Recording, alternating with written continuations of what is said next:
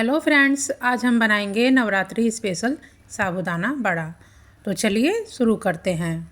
यहाँ पर मैंने लिए हैं 4 उबले हुए आलू, जिन्हें अच्छे से मैश कर लिया है।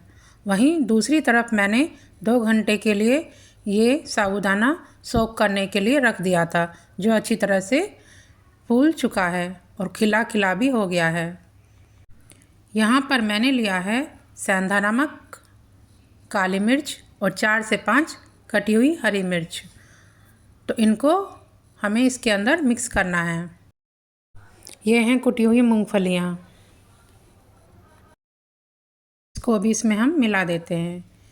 इन मूंगफलियों को मैंने अच्छी तरह से भूनकर फिर कूटा था।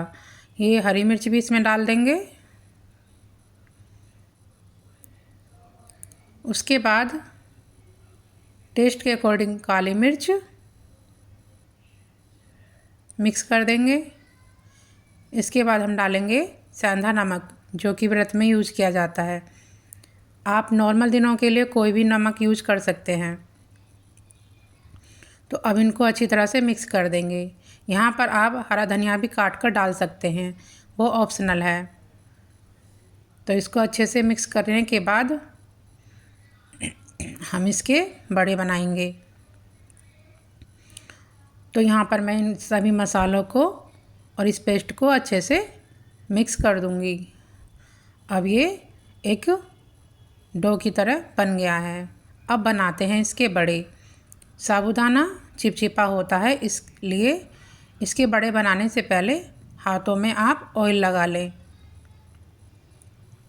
और इस तरह से हाथों की मदद से प्रेस करके इनको बनाएं। तो आप इनका आकार छोटा भी रख सकते हैं और बड़ा भी रख सकते हैं। तो मैंने इस शेप में बड़े बनाए हैं। इसी तरह से मैंने दूसरा बड़ा भी बनाया। पहले आप गोल लोई की आकार में बनाइए, फिर उसको हाथ से प्रेस कर दीजिए, तो इस शेप में ये बन जाएगा। इसी तरह हमें सारे बड़े बना लेने हैं। इनकी शेप आप अपने अकॉर्डिंग रख सकते हैं।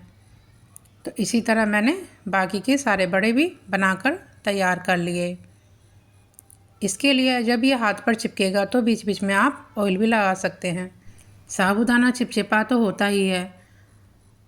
तो इसी तरह से मैंने सारे बड़े बनाकर तैयार कर लिए हैं। तो देखिए इतने बड़े मेरे बन चुके हैं, जो कि 1 कप साबूदाना और 4 आलू थे। उसी के अकॉर्डिंग ये करीब 15 से 20 बड़े बनकर तैयार हो गए हैं।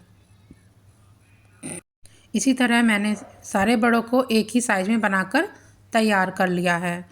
लगभग 15 से 20 बड़े बन चुके हैं। अब हम इनको फ्राई करेंगे। ऑयल को हमें हाई फ्लेम पर ही रखना है। इसे चेक करने के लिए छोटा सा पार्ट उसमें डालकर देख लीजिए। जब वो ऊपर आ जाए तो हमारा ऑयल गर्म हो चुका है।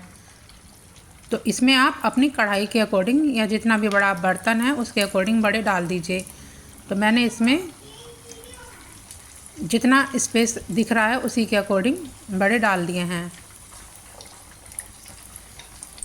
तो आप भी अपने ही कढ़ाई के अकॉर्डिंग जितना भी आ जाए उस हिसाब से उसमें डाल सकते हैं। इसको फ्राई करने के लिए आप कोई सा भी ऑयल यूज कर सकते हैं, जो भी आप फास्ट में खाना चाहें। तो यहाँ पर जब तक वो फ्राई हो रहे हैं मैंने चटनी की भी तैयारी कर ली है। तो अब इनको एक बार ही पलट देते हैं। इनको पलटने में हमें सावधानी रखनी है, क्योंकि ये आपस में चिपक भी जाते हैं। तो आराम आराम से इन्हें हमें पलटना है। चिपचिपे होने की वजह से ये एक दूसरे से चिपक जाते हैं और इन्हें ऑयल के अंदर फटने का भी डर होता है। इसीलिए हमें इन्हें बड़ी सावधानी से पलटना है। साबूदाना बड़ा तलने के लिए हमें अपनी फ्लेम को हाई ही रखना है, क्योंकि साबूदाना पकने में टाइम लगता है। तो इसी तरह से मैंने बार बार ये पलट दिए हैं और इन्हें हम गोल्डन ब्राउन होने तक फ्राई करेंगे। अब ये धीरे धीरे गोल्डन ब्राउन हो रहे हैं। तो जैसे ही लगे कि अब ये सीख चुके हैं या इस तरह से कलर आ गया है, तो आप इन्हें निकाल सकते हैं। तो अभी ये अच्छी तरह से फ्राई नहीं हुए हैं, तो इन्हें कुछ देर और तलने देते हैं। तो अब हम इन्हें एक एक करके निकाल लेंगे और ऑयल को अच्छी तरह से निचोड़ कर ही निकालना है, डायरेक्ट ऑयल के साथ नहीं। तो जितना मैंने ऑयल डाला था उसी के अकॉर्डिंग मैं जितने भी बड़े हैं सारे फ्राई कर लूँगी और ऑयल बच भी जाएगा।